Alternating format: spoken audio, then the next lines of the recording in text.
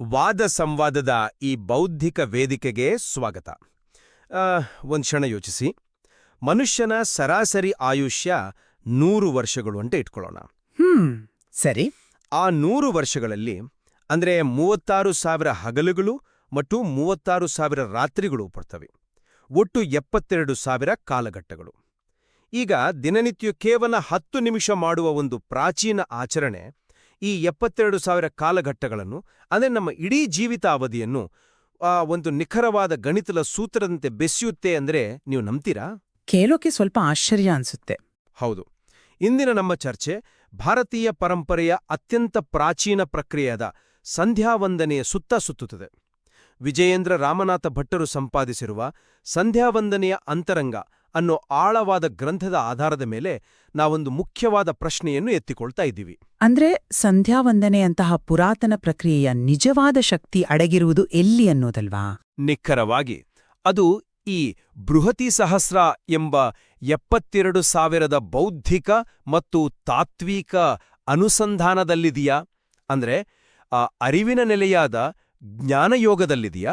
ಅಥವಾ ಪ್ರತಿದಿನ ಬೆಳಗ್ಗೆ ಸಂಜೆ ಕಡ್ಡಾಯವಾಗಿ ಮಾಡಲೇಬೇಕಾದ ನಿರಂತರ ಆಚರಣೆ ಮತ್ತು ಭೌತಿಕ ಶಿಸ್ತಿನಲ್ಲಿ ಅಂದ್ರೆ ಕರ್ಮಯೋಗದಲ್ಲಿದೆಯಾ? ಇದು ನಿಜಕ್ಕೂ ಒಂದು ಆಳವಾದ ಚರ್ಚೆ. ಖಂಡಿತ. ಈ ಚರ್ಚೆಯಲ್ಲಿ ನನ್ನ ನಿಲುವು ಅತ್ಯಂತ ಸ್ಪಷ್ಟವಾಗಿದೆ. ಸಂಧ್ಯಾವಂದನೆ ಅನ್ನೋದು ಕೇವಲ ಎದ್ದು ಕೂತು ಮಾಡುವ ಯಾಂತ್ರಿಕ ಆಚರಣೆಯಲ್ಲ. ಅದು ವಿಶ್ವಕ್ಕೂ ಮಾನವನಿಗೂ ಇರುವ ಸಂಬಂಧವನ್ನು ಬೆಸೆಯುವ ಅತ್ಯುನ್ನತ ಬೌದ್ಧಿಕ ಪ್ರಕ್ರಿಯೆ. ಜ್ಞಾನದ ಅರಿವಿಲ್ಲದೆ ಮಾಡುವ ಯಾವುದೇ ಆಚರಣೆ ಕೇವಲ ಒಣ ಕಸರತ್ತಾಗ್ತದೆ ಅಂತ ನಾನು ಪ್ರತಿಪಾದಿಸ್ತೀನಿ. ನೋಡಿ, ನೀವು ಹೇಳಿದ ಆ 72,000 ಗಣಿತ ನಿಜಕ್ಕೂ ರೋಮಾಂಚನಕಾರಿಯಾಗಿದೆ. ನಾನದನ್ನು ಸಂಪೂರ್ಣವಾಗಿ ಒಪ್ಕೋತೀನಿ. ಆದರೆ ನನ್ನ ದೃಷ್ಟಿಕೋನ ಇಲ್ಲಿ ಸ್ವಲ್ಪ ಭಿನ್ನವಾಗಿದೆ. ಹೇಗೆ? ಆ ಗಣಿತದ ವಿಸ್ಮಯವನ್ನು ತಲೆಯಲ್ಲಿಟ್ಟುಕೊಂಡು ಬೆಳಿಗ್ಗೆ ಸೂರ್ಯೋದಯಕ್ಕೂ ಮುನ್ನ ಏಳುವ, ತಣ್ಣೀರಿನಲ್ಲಿ ಸ್ನಾನ ಮಾಡುವ, ಏಕಾಗ್ರತೆಯಿಂದ ಕೂರುವ ಭೌತಿಕ ಶ್ರಮವನ್ನು ಹಾಕದೇ ಇದ್ರೆ ಆ ವಿಸ್ಮಯದಿಂದೇನುಪಯೋಗ? ಭೌತಿಕ ಶ್ರಮ ಇರಬೇಕು. ಭೌತಿಕ ಆಚರಣೆ ಅಥವಾ ನಿರಂತರವಾದ ಕರ್ಮದ ತಳಹದಿ ಇಲ್ಲದೆ ಎಷ್ಟೇ ತಾತ್ವಿಕ ಜ್ಞಾನವಿದ್ರೂ ಅದು ಕೇವಲ ಗಾಳಿಯಲ್ಲಿ ಕಟ್ಟಿದ ಅರಮನೆಯಾಗುತ್ತೆ. ಇದು ನನ್ನ ನಿಲುವು. ಕರ್ಮಯೋಗದ ದೃಢವಾದ ಅಡಿಪಾಯವಿಲ್ಲದೆ ಜ್ಞಾನಯೋಗದ ಶಿಖರವನ್ನು ಏರಲು ಸಾಧ್ಯವೇ ಇಲ್ಲ. ನೀವು ಭೌತಿಕ ಶ್ರಮದ ಬಗ್ಗೆ ಮಾತಾಡ್ತಾ ಇದ್ದೀರಿ. ಆದರೆ ಮೊದಲು ನಾವು ಈ ಪ್ರಕ್ರಿಯೆಯ ಹಿಂದಿರುವ ಅಗಾಧವಾದ ಅರಿವಿನ ಬಗ್ಗೆ, ಆ ಅನುಸಂಧಾನದ ಬಗ್ಗೆ ಅರ್ಥ ಮಾಡಿಕೊಳ್ಬೇಕು. ಗ್ರಂಥದಲ್ಲಿ ಉಲ್ಲೇಖವಾಗಿರುವ ಬೃಹತಿ ಸಹಸ್ರ ಎಂಬ ಪರಿಕಲ್ಪನೆ ಇದೆಯಲ್ಲ, ಅದು ಕೇವಲ ಮಂತ್ರಗಳ ಗುಚ್ಛವಲ್ಲ. ಗಾಯತ್ರಿ ಮಂತ್ರವನ್ನು ಜಪಿಸುವಾಗ ಮಾಡುವ ಈ ಲೆಕ್ಕಾಚಾರ ಎಂಥವರನ್ನೂ ಬೆರಗುಗೊಳಿಸುತ್ತೆ. ಬೃಹತಿ ಸಹಸ್ರದಲ್ಲಿ 36,000 ಸ್ವರಗಳು ಮತ್ತು 36,000 ವ್ಯಂಜನಾಕ್ಷರಗಳಿವೆ. ಒಟ್ಟು 72,000 ಅಕ್ಷರಗಳ ಬೃಹತ್ ವಿನ್ಯಾಸ ಇದು. ಕರೆಕ್ಟ್. ಲೇಖಕರು ಅದನ್ನ ಬಹಳ ಸ್ಪಷ್ಟವಾಗಿ ವಿವರಿಸಿದ್ದಾರೆ. 100 ವರ್ಷಗಳ ಆಯುಷ್ಯದ 36,000 ಹಗಲು ಮತ್ತು 36,000 ರಾತ್ರಿಗಳಿಗೆ ಸಮಾನವಾಗಿದೆ. ಸ್ವರಗಳು ಹಗಲಾದರೆ ವ್ಯಂಜನೆಗಳು ರಾತ್ರಿಗಳು. ನನ್ನ ವಾದ ಏನಂದ್ರೆ, ನಾವು ಮಂತ್ರವನ್ನು ಜಪಿಸುವಾಗ ಸೂರ್ಯಮಂಡಲದಲ್ಲಿರುವ ಭಗವಂತನ ಈ 72,000 ರೂಪಗಳು ನನ್ನ ಜೀವಿತಾವಧಿಯ ಪ್ರತಿಯೊಂದು ಹಗಲು ಮತ್ತು ರಾತ್ರಿಗಳನ್ನು ನಿಯಂತ್ರಿಸ್ತವೆ ಅನ್ನೋ ಬೌದ್ಧಿಕ ಎಚ್ಚರ ಇರಬೇಕು. ಆದ್ರೆ ಆ ಎಚ್ಚರ ಕೇವಲ ಒಂದೇ ನಿಮಿಷ ಮುಗಿಸ್ಬಿಡ್ತೀನಿ. ಈ ಕಾಸ್ಮಿಕ್ ಕನೆಕ್ಷನ್ ಅನ್ನು ಮನಸ್ಸಿನಲ್ಲಿ ಧ್ಯಾನಿಸುವುದೇ ನಿಜವಾದ ಶಕ್ತಿ. ಕೇವಲ ತುಟಿಗಳಿಂದ ಶಬ್ದ ಮಾಡೋದ್ರಿಂದ ಏನೂ ಆಗೋದಿಲ್ಲ. ನನ್ನ ಇಂದಿನ ಹಗಲನ್ನು ಭಗವಂತನ ಒಂದು ನಿರ್ದಿಷ್ಟ ರೂಪ ಮುನ್ನಡೆಸ್ತಿದೆ ಎಂಬ ಅರಿವು ಮೂಡಿದಾಗಲೇ ಆ ಪ್ರಕ್ರಿಯೆಗೊಂದು ಜೀವ ಬರ್ತದೆ ಅಲ್ವಾ? ನೀವು ಅರಿವು ಮೂಡದಾಗಲೇ ಜೀವ ಬರ್ತದೆ ಅಂತ ಹೇಳ್ತಾ ಇದ್ದೀರಿ. ಆದ್ರೆ ಆ ಅರಿವು ಮೂಡಲು ಒಂದು ವೇದಿಕೆ ಬೇಡವೇ? ಜ್ಞಾನವೆಂಬುದು ಇದ್ದಕ್ಕಿದ್ದಂತೆ ಆಕಾಶದಿಂದ ಇಳಿದು ಬರುವಂಥದ್ದಲ್ಲ. ಅದಕ್ಕಾಗಿಯೇ ನಾವು ವಾಸ್ತವದ ನೆಲೆಗಟ್ಟಿನಲ್ಲಿ ಯೋಚಿಸಬೇಕು. ವಾಸ್ತವ ಅಂದ್ರೆ ಇಂದಿನ ದಿನಗಳಲ್ಲಿ ಪಾಠಭೇದಗಳು, ಸಮಯದ ಅಭಾವ, ಆತುರ ಮತ್ತು ಲೌಕಿಕ ಜೀವನದ ಒತ್ತಡಗಳಿಂದಾಗಿ ಜನರು ಸಂಧ್ಯಾವಂದನೆಯನ್ನೇ ಬಿಡ್ತಾ ಇದ್ದಾರೆ. ಸಂಧ್ಯಾವಂದನೆ ಎನ್ನುವುದು ಮೂಲತಃ ಒಂದು ನಿತ್ಯ ಕರ್ಮ. ಉಪನಯನವಾದ ದಿನದಿಂದ ಜೀವಿತ ಪರ್ಯಂತ ಪ್ರತಿದಿನವೂ ಮಾಡಲೇಬೇಕಾದ ಕಡ್ಡಾಯ ಆಚರಣೆ. ಹೌದು, ನಿತ್ಯ ಕರ್ಮ ಅಂತಾರೆ. ಅದೊಂದು ಜಪಯಜ್ಞ. ಗೊತ್ತಾ? ಈ ಜಪಯಜ್ಞವನ್ನು ಒಂದು ದೈನಂದಿನ ಕಟ್ಟುನಿಟ್ಟಿನ ಆಚರಣೆಯಾಗಿ, ಅಂದ್ರೆ ಭೌತಿಕ ಶಿಸ್ತಿನಿಂದ ಮಾಡದೆ ಹೋದ್ರೆ ನೀವು ಹೇಳುವ ಆ 72,000 ರೂಪಗಳ ತಾತ್ವಿಕ ಲೆಕ್ಕಾಚಾರ ಕೇವಲ ಪುಸ್ತಕದ ಬದನೆಕಾಯಿಯಾಗತ್ತೆ. ಆಚರಣೆಯೇ ಇಲ್ಲದಿರುವಾಗ ಅನುಸಂಧಾನ ಎಲ್ಲಿ ಬರುತ್ತೆ? ಆಚರಣೆ ಬೇಡ ಅಂತ ನಾನು ಹೇಳ್ತಾ ಇಲ್ಲ. ಆದ್ರೆ ಆಚರಣೆಗೆ ಮೊದಲ ಆದ್ಯತೆ ಸಿಗ್ಬೇಕು. ಮೊದಲು ಜಪ ಮಾಡುವ ಕ್ರಿಯೆ ಆ ಶಿಸ್ತು ಮೈಗೂಡಬೇಕು. ಆ ನಿರಂತರತೆಯ ಘರ್ಷಣೆಯಿಂದಷ್ಟೇ ಆ ಜ್ಞಾನದ ಕಿಡಿ ಹೊತ್ತುಕೊಳ್ಳಲು ಸಾಧ್ಯ. ನಿಲ್ಸಿ. ನೀವು ಹೇಳ್ತಿರುವ ಈ ನಿರಂತರತೆಯ ಘರ್ಷಣೆ ಅನ್ನೋ ಮಾತು ಕುತೂಹಲಕಾರಿಯಾಗಿದೆ. ಆದರೆ ನಾವು ಕೇವಲ ಭೌತಿಕ ಆಚರಣೆಗೆ ಅಂಟಿಕೊಂಡ್ರೆ ಅದು ಎಷ್ಟು ಯಾಂತ್ರಿಕವಾಗುತ್ತೆ ಅನ್ನೋದನ್ನು ಯೋಚಿಸಿ. ಯಾಂತ್ರಿಕ ಅಂತ ಯಾಕೆ ಅನ್ನಿಸ್ತಿದೆ ನಿಮ್ಗೆ? ಯಾಕಂದ್ರೆ ಗ್ರಂಥವು ನಮ್ಮ ದೇಹ ಮತ್ತು ಇಡೀ ಬ್ರಹ್ಮಾಂಡದ ನಡುವಿನ ಅದ್ಭುತವಾದ ನಂಟನ್ನು ವಿವರಿಸುತ್ತೆ. ಆಯುರ್ವೇದ ಮತ್ತು ಯೋಗಶಾಸ್ತ್ರದ ಪ್ರಕಾರ ನಮ್ಮ ದೇಹದಲ್ಲಿ 72,000 ನಾಡಿಗಳಿವೆ. ಈ ನಾಡಿಗಳನ್ನು ಬೃಹತ್ತಿ ಸಹಸ್ರದ 72,000 ಅಕ್ಷರಗಳಿಗೆ ಸಮೀಕರಿಸಲಾಗಿದೆ. ನೀವು ಮಂತ್ರದ ಅಕ್ಷರಗಳನ್ನು ಸರಿಯಾಗಿ ಉಚ್ಚರಿಸಿದಾಗ ಅದರ ಕಂಪನಗಳು ನೇರವಾಗಿ ಈ ನಾಡಿಗಳ ಮೇಲೆ ಪ್ರಭಾವ ಬೀರ್ತವೆ. ವೈಬ್ರೇಷನ್ಸ್. ಹೌದು. ಇದನ್ನೊಂದು ರೂಪಕದ ಮೂಲಕ ನೋಡೋಣ. ನಮ್ಮ ದೇಹ ಒಂದು ವೀಣೆ ಅಥವಾ ಸಿತಾರಿದ್ದಂತೆ. ಆ ವೀಣೆಯ ತಂತಿಗಳೇ ನಮ್ಮ 72,000 ನಾಡಿಗಳು. ಒಳಗಿನ ಅರ್ಥ ತಿಳಿಯದೆ ಕೇವಲ ಭೌತಿಕವಾಗಿ ಕ್ರಿಯೆಗಳನ್ನು ಮಾಡುವುದು ಶ್ರುತಿ ಜ್ಞಾನವಿಲ್ಲದೆ ವೀಣೆಯ ತಂತಿಗಳನ್ನು ಬೇಕಾಬಿಟ್ಟಿ ಮೀಟಿದಂತೆ ಅಲ್ವಾ? ನಾನು ಈ ರೂಪಕವನ್ನು ನೀವು ಪ್ರತಿದಿನ ಶಿಸ್ತಿನಿಂದ ತಂತಿ ಮೀಟಿದರೂ ಅಲ್ಲಿ ಸಂಗೀತ ಮೂಡುವುದಿಲ್ಲ, ಕೇವಲ ಶಬ್ದ ಮಾತ್ರ ಬಡುತ್ತದೆ. ಆ ಸಂಗೀತವೇ ಅನುಸಂಧಾನ. ಬೃಹತ್ತಿ ಸಹಸ್ರದ ತಾತ್ವಿಕ ಅರಿವಿಲ್ಲದೆ ಮಾಡುವ ಆಚರಣೆ ಕೇವಲ ಯಾಂತ್ರಿಕ ಶಬ್ದವಾಗಿ ಉಳಿದುಬಿಡುತ್ತೆ. ಆ ಅರಿವು ಮೂಡಿದಾಗಲೇ ನಮ್ಮ ಒಳಗಿನ ನಾಡಿಗಳು ಬ್ರಹ್ಮಾಂಡದ ಶಕ್ತಿಯೊಂದಿಗೆ ಪ್ರತಿಧ್ವನಿಸಲು ಸಾಧ್ಯ ಅಲ್ವಾ? ನಿಮ್ಮ ವೀಣೆಯ ರೂಪಕ ನಿಜಕ್ಕೂ ಸುಂದರವಾಗಿದೆ. ಆದ್ರೆ ನಾನು ಅದನ್ನೇ ಸ್ವಲ್ಪ ಮುಂದುವರಿಸ್ತೀನಿ. ಆ ವೀಣೆಯಲ್ಲಿ ಸರಿಯಾದ ಶ್ರುತಿ ಅಥವಾ ಸಂಗೀತ ಮೂಡಬೇಕಾದ್ರೆ ಮೊದಲು ಆ ಸಂಗೀತಗಾರ ಪ್ರತಿದಿನ ಗಂಟೆಗಟ್ಲೆ ಕೂತು ತನ್ನ ಬೆರಳುಗಳಲ್ಲಿ ರಕ್ತ ಬರುವಷ್ಟು ಆ ತಂತಿಗಳನ್ನು ಮೀಟುವ ಕಠಿಣ ಅಭ್ಯಾಸ ಮಾಡಿರ್ಬೇಕಲ್ವಾ? ಓ, ಅಂದ್ರೆ ಅಭ್ಯಾಸದ ಕಡೆ ನಿಮ್ಮ ಒಲವು. ಖಂಡಿತ. ಆ ಭೌತಿಕ ಶ್ರಮವಿಲ್ಲದೆ ಕೇವಲ ತಲೆಯಲ್ಲಿ ಸಂಗೀತದ ಜ್ಞಾನವಿದ್ದರೆ ಬೆರಳುಗಳು ತಂತಿಗಳ ಮೇಲೆ ಚಲಿಸುತ್ತವೆಯಾ? ಖಂಡಿತ ಇಲ್ಲ. ನೀವು ನಾಡಿಗಳ ಕಂಪನದ ಬಗ್ಗೆ ಮಾತನಾಡಿದ್ರಿ. ಆದರೆ ಈ ನಾಡಿಗಳ ಶುದ್ಧಿ ಕೇವಲ ಬೌದ್ಧಿಕ ಅರಿವಿನಿಂದಾಗುವುದಿಲ್ಲ. ಅದಕ್ಕೆ ಭೌತಿಕ ತಪಸ್ಸು ಬೇಕು. ತಪಸ್ಸು ಅಂದ್ರೆ ಇಲ್ಲಿ ಪ್ರಾಣಾಯಾಮವನ್ನ ಹೇಳ್ತಾ ಇದ್ದೀರಾ? ನಿಖರವಾಗಿ ಸಂಧ್ಯಾವಂದನೆಯಲ್ಲಿ ಬರುವ ಪ್ರಾಣಾಯಾಮ. ಕೇವಲ ಕಣ್ಣು ಮುಚ್ಚಿಕೊಂಡು ನನ್ನ ನಾಡಿಗಳು ಶುದ್ಧಿಯಾಗುತ್ತಿವೆ ಎಂದುಕೊಂಡರೆ ಸಾಲದು. ನಿರ್ದಿಷ್ಟವಾಗಿ ಉಸಿರನ್ನು ಎಳೆದುಕೊಂಡು ತಡೆದು ಬಿಡುವ ಪ್ರಕ್ರಿಯೆ ಅದು. ಗ್ರಂಥದಲ್ಲಿ ವಿವರಿಸಿರುವಂತೆ ಹೃದಯ ಕಮಲದಲ್ಲಿರುವ ಭಗವಂತನನ್ನು ಸುಷುಮ್ನ ನಾಡಿಯ ಮೂಲಕ ಭ್ರೂಮಧ್ಯಕ್ಕೆ ತರುವುದು ಎಂದರೆ ಕೇವಲ ಯಾವುದೋ ಕಾಲ್ಪನಿಕ ಚಿತ್ರಣವಲ್ಲ.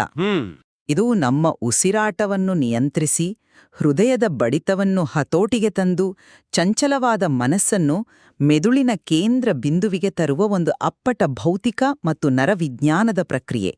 ಆ ಭೌತಿಕ ಆಚರಣೆಯನ್ನು ಬಿಟ್ಟು ನೀವು ಕೇವಲ ತತ್ವಜ್ಞಾನದ ಬಗ್ಗೆ ಮಾತನಾಡಿದರೆ ಮೂಲ ಉದ್ದೇಶವೇ ಸೋತು ಹೋಗುತ್ತೆ. ಅದೇ ಗ್ರಂಥದಲ್ಲಿ ಲೇಖಕರು ಭಗವದ್ಗೀತೆಯ ಯಜ್ಞಾನಾಂ ಜಪಯಜ್ಞೋಸ್ಮಿ ಎಂಬ ವಾಕ್ಯವನ್ನು ಉಲ್ಲೇಖಿಸುತ್ತಾ ಬಹಳ ಮಾರ್ಮಿಕವಾದ ಅಂಶವೊಂದನ್ನು ಹೇಳ್ತಾರೆ. ಯಾವ ಅಂಶ ಅದು? ದ್ರವ್ಯಮಯ ಯಜ್ಞಕ್ಕಿಂತ ಜ್ಞಾನಮಯ ಯಜ್ಞ ಶ್ರೇಷ್ಠ ಅಂತ. ಅಂದ್ರೆ ತುಪ್ಪ, ಸಮಿತು, ಬೆಂಕಿ ಅಂತಹ ಭೌತಿಕ ವಸ್ತುಗಳನ್ನು ಬಳಸಿ ಮಾಡುವ ಯಜ್ಞಕ್ಕಿಂತ ಒಳಗಿನ ಅರಿವಿನಿಂದ ಮಾಡುವ ಜಪಯಜ್ಞ ಶ್ರೇಷ್ಠ.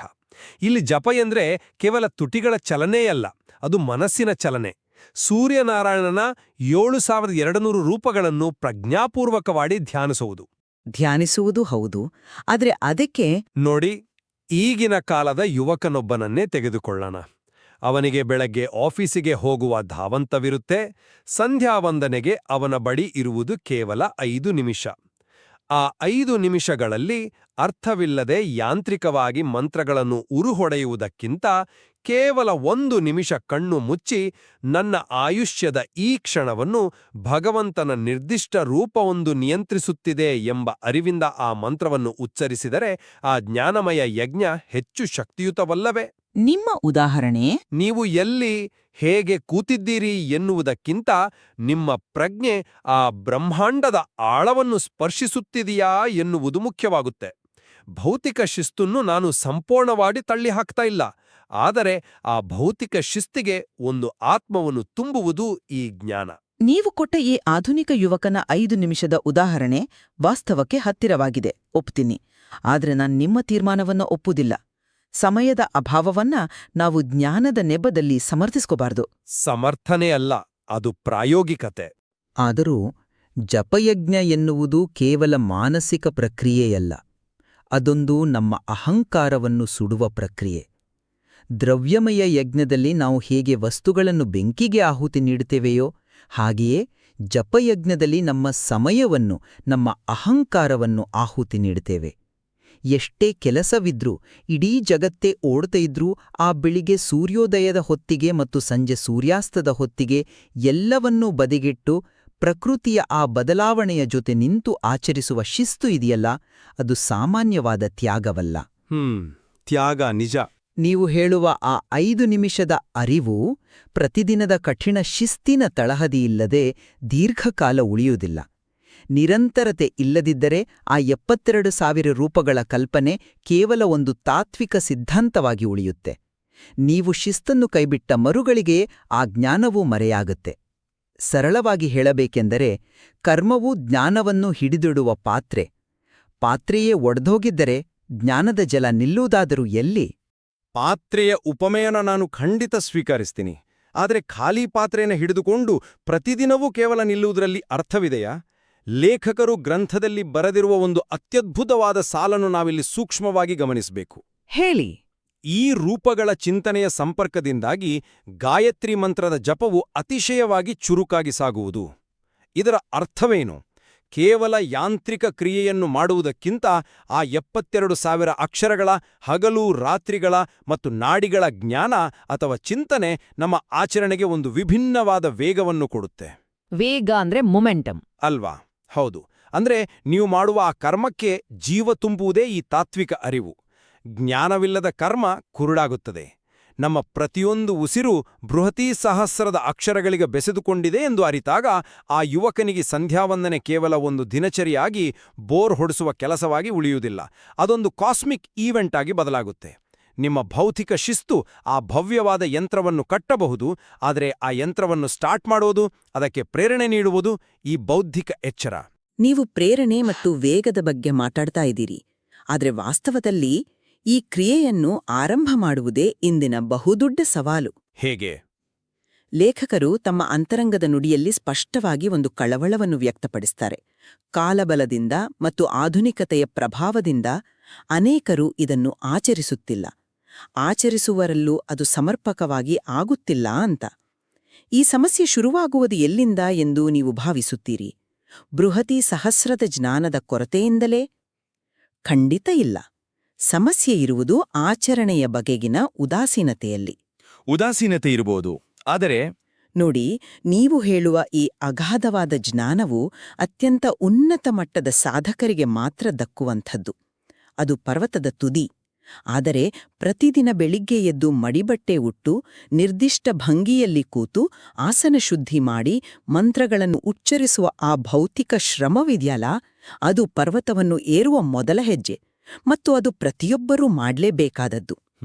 ಆ ಕರ್ಮದ ಕಠಿಣತೆಯಲ್ಲೆಯೇ ಮನುಷ್ಯನ ಅಹಂಕಾರ ಕರಗೋದು. ಶರೀರವನ್ನು ದಂಡಿಸದೆ, ನಾಡಿಗಳ ಶುದ್ಧಿಗಾಗಿ ಭೌತಿಕ ಪ್ರಾಣಾಯಾಮ ಮಾಡದೆ ನೀವು ನೇರವಾಗಿ 72,000 ಅಕ್ಷರಗಳ ಬೌದ್ಧಿಕ ಕಸರತ್ತು ಮಾಡಿದರೆ ಅದು ಕೇವಲ ಬೌದ್ಧಿಕ ಅಹಂಕಾರವನ್ನು ಇನ್ನಷ್ಟು ಹೆಚ್ಚಿಸಬಹುದೇ ಹೊರತು ನಿಜವಾದ ಅರಿವನ್ನು ತರುವುದಿಲ್ಲ.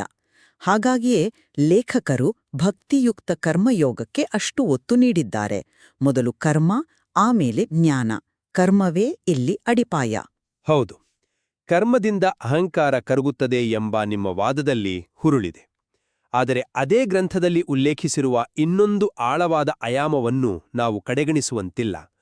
ಬೃಹತಿ ಸಹಸ್ರದ ಆ 36,000 ಸ್ವರಗಳು ಮತ್ತು ವ್ಯಂಜನಾಕ್ಷರಗಳು ಹೇಗೆ ಮನುಷ್ಯನ ಜೀವಿತಾವಧಿಯ ಜೊತೆ ತಳುಕು ಹಾಕಿಕೊಂಡಿವೆ ಎನ್ನುವುದು ಕೇವಲ ಗಣಿತವಲ್ಲ, ಅದೊಂದು ಆಳವಾದ ದರ್ಶನ. ಹೌದು. ಈ ದರ್ಶನವಿಲ್ಲದೆ ನೀವು ದಶಕಗಳ ಕಾಲ ಯಾಂತ್ರಿಕವಾಗಿ ಜಪ ಮಾಡಿದರೂ ಅದು ಕೇವಲ ಅಭ್ಯಾಸ ಬಲದಿಂದ ಮಾಡುವ ಕೆಲಸವಾಗುತ್ತೆ. ಉಪನಯನದ ನಂತರ ಬ್ರಹ್ಮೋಪದೇಶವಾಗುವುದು ಕೇವಲ ಬೆಳಿಗ್ಗೆ ಎದ್ದು ಕೂರುವ ಭೌತಿಕ ಕರ್ಮವನ್ನು ಮಾಡುವುದಕ್ಕಲ್ಲ, ಆ ಕರ್ಮದ ಹಿಂದಿರುವ ಬ್ರಹ್ಮತತ್ವವನ್ನು ಅರಿಯುವುದಕ್ಕೆ. ಆ ತತ್ವವೇ ಬೃಹತಿ ಸಹಸ್ರದಲ್ಲಿ ಅಡಗಿದೆ. ಆ ತತ್ವವನ್ನ ಅರಿಯೋದು ಮುಖ್ಯ ಅಂತ ನಾನು ಕೂಡ ಒಪ್ತೀನಿ. ಮಂತ್ರದ ಪ್ರತಿಯೊಂದು ಅಕ್ಷರವೂ ನಮ್ಮ ದೇಹದ ನಾಡಿಗಳೊಂದಿಗೆ ಹೇಗೆ ಸಂವಾದ ನಡೆಸುತ್ತೆ ಎಂಬುದನ್ನು ಅರ್ಥಮಾಡಿಕೊಳ್ಳುವುದೇ ನಿಜವಾದ ಅನುಸಂಧಾನ.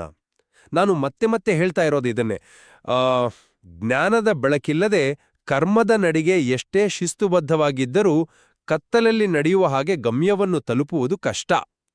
ಜ್ಞಾನವೇ ಆ ಗಮ್ಯವನ್ನು ಸ್ಪಷ್ಟವಾಗಿ ತೋರಿಸುವ ದೀವಿಗೆ. ಜ್ಞಾನದೀವಿಗೆ ಹೌದು, ನಾನದನ್ನು ನಿರಾಕರಿಸ್ತಾ ಇಲ್ಲ. ಆದ್ರೆ ಆ ದೇವಿಗೆಯನ್ನು ಹಿಡಿದುಕೊಂಡು ನಡೆಯಲು ಕಾಲುಗಳು ಬೇಕಲ್ವಾ? ಆ ಕಾಲುಗಳೇ ನಾವು ಪ್ರತಿದಿನ ಮಾಡುವ ಕರ್ಮಯೋಗ. ಜ್ಞಾನ ಎಷ್ಟೇ ದೊಡ್ಡದಿದ್ರೂ ಅದನ್ನು ಪ್ರತಿದಿನದ ಆಚರಣೆಯ ಮೂಸೆಯಲ್ಲಿ ಕರಗಿಸದಿದ್ರೆ ಅದು ಕೇವಲ ಬುದ್ಧಿಯ ಮಟ್ಟದಲ್ಲಿಯೇ ಉಳಿಯುತ್ತೆ, ಅನುಭವಕ್ಕೆ ಬರೋದಿಲ್ಲ. ನೀವು ಪದೇ ಪದೇ ಹೇಳ್ತಿರುವ ಆ ಅನುಸಂಧಾನ ಎಂಬುದು ಒಂದು ದಿನದಲ್ಲಿ ಅಥವಾ ಯಾವುದೋ ಒಂದು ಪುಸ್ತಕ ಓದಿದ ತಕ್ಷಣ ಅಥವಾ ನಮ್ಮಿಬ್ಬರ ಈ ಬೌದ್ಧಿಕ ಚರ್ಚೆಯಿಂದ ಒಲಿಯುವಂಥದ್ದಲ್ಲ. ಅದು ಸಾವಿರಾರು ಬಾರಿ, ದಶಕಗಳ ಕಾಲ, ಮಳೆ ಚಳಿ ಎನ್ನದೆ ಏಕಾಗ್ರತೆಯಿಂದ ಮಾಡಿದ ಜಪಯಜ್ಞದ ಫಲವಾಗಿ ಅಂತರಂಗದಲ್ಲಿ ಸಹಜವಾಗಿ ಸ್ಫೋಟಿಸುವ ಒಂದು ಪ್ರಜ್ಞೆ.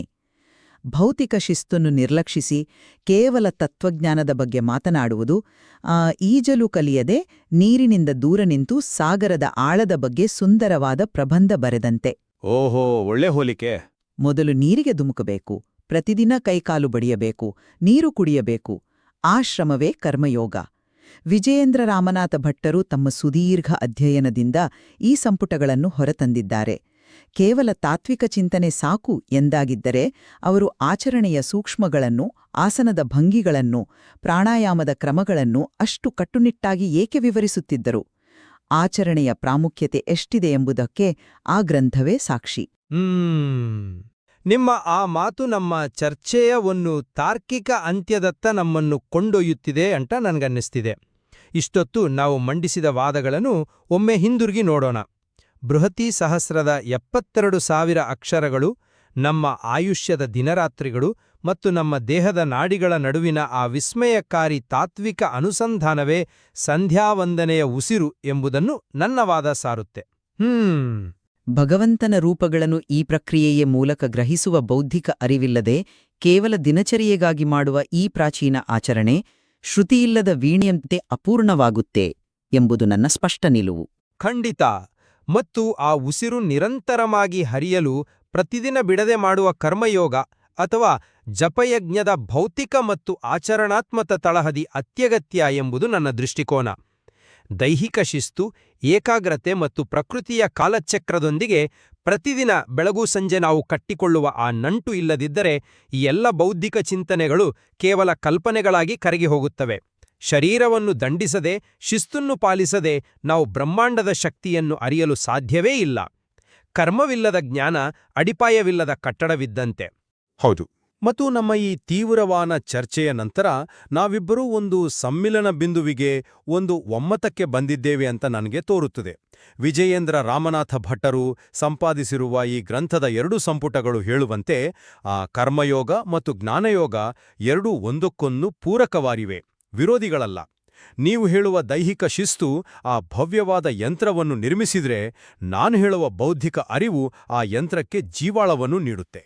ಕರೆಕ್ಟ್. ದೀವಿಗೆಯೂ ಬೇಕು, ನಡೆಯುವ ಕಾಲುಗಳು ಬೇಕು. ಭೌತಿಕ ಶಿಸ್ತು ಮತ್ತು ಬೌದ್ಧಿಕ ಅರಿವು ಎರಡೂ ಸೇರಿದಾಗಲೇ ಸಂಧ್ಯಾ ವಂದನೆ ಎಂಬ ಈ ಪುರಾತನ ಪ್ರಕ್ರಿಯೆ ತನ್ನ ಪೂರ್ಣತೆಯನ್ನು ಪಡೆದುಕೊಳ್ಳುತ್ತೆ ಎಂಬಲ್ಲಿ ನಮ್ಮಿಬ್ಬರ ಸಹಮತವಿದೆ. ನಿಜ. ಬೃಹತಿ ಸಹಸ್ರದ ಗಣಿತ ಕೇವಲ ತಲೆಯಲ್ಲಿದ್ರೆ ಸಾಲದು, ಅದು ನಮ್ಮ ಉಸಿರಿನಲ್ಲಿ, ನಾವು ಪ್ರತಿದಿನ ಮಾಡುವ ಪ್ರಾಣಾಯಾಮದಲ್ಲಿ, ನಮ್ಮ ದಿನಚರ್ಯೆಯ ಕಠಿಣ ಶಿಸ್ತಿನಲ್ಲಿ ಬೆರೆತು ಹೋಗ್ಬೇಕು. ಆ ಜ್ಞಾನವನ್ನು ಭೌತಿಕ ಆಚರಣೆಯ ಮೂಲಕ ಒಲಿಸಿಕೊಳ್ಳುವುದು ನಿಜವಾದ ಯೋಗ. ಖಂಡಿತವಾಗಿಯೂ. ಹಾಗಾದ್ರೆ ಈ ಚರ್ಚೆಯನ್ನ ಇಲ್ಲಿಗೆ ಮುಕ್ತಾಯಗೊಳಿಸುತ್ತಾ ನಮ್ಮ ಕೇಳುಗರಿಗೆ ಒಂದು ಆಲೋಚನೆಯನ್ನ ಬಿಟ್ಟು ಹೋಗೋಣ. ನಮ್ಮ ದೈನಂದಿನ ಜೀವನದ ಶಿಸ್ತುಗಳಲ್ಲಿ ನಾವು ಕೇವಲ ಆಚರಣೆಗೆ ಅಂದ್ರೆ ಕರ್ಮಕ್ಕೆ ಮಾತ್ರ ಒತ್ತು ನೀಡ್ತಾ ಇದ್ದೀವಿಯೋ, ಅಥವಾ ಆ ಕರ್ಮದ ಹಿಂದಿರುವ ಬೌದ್ಧಿಕ ಅರಿವಿಗೆ ಅಂದ್ರೆ ಜ್ಞಾನಕ್ಕೂ ಮನಸ್ಸು ತೆರಿತಿದ್ದೇವೋ ಎಂಬುದನ್ನು ಅವರವರ ವಿವೇಚನೆಗೆ ಬಿಡೋಣ. ಹೌದು, ಈ ಮೂಲ ಗ್ರಂಥದಲ್ಲಿ ಅನ್ವೇಷಿಸಲು ಇನ್ನೂ ಅಪಾರವಾದ ಆಳವಿದೆ. ಖಂಡಿತ. ಆದರೆ ನಾಳೆ ಬೆಳಿಗ್ಗೆ ನೀವು ಎದ್ದಾಗ ನಿಮ್ಮ ಆಯುಷ್ಯದ ಆ ನಿರ್ದಿಷ್ಟ ದಿನವನ್ನು, ಆ ಹಗಲನ್ನು ಸೂರ್ಯಮಂಡಲದ ಯಾವ ರೂಪ ನಿಯಂತ್ರಿಸ್ತಿದೆ ಅಂತ ನೀವು ಎಂದಾದರೂ ಯೋಚಿಸ್ತೀರಾ? ಆ 72,000 ಬೃಹತ್ ಲೆಕ್ಕಾಚಾರದಲ್ಲಿ ನಿಮ್ಮ ಇಂದಿನ ದಿನದ ಪಾತ್ರವೇನು ಎಂಬ ಪ್ರಶ್ನೆಯೊಂದಿಗೆ ಇಂದಿನ ಈ ಚರ್ಚೆಯನ್ನು ನಾವು ಮುಕ್ತಾಯಗೊಳಿಸೋಣ. ವಂದನೆಗಳು.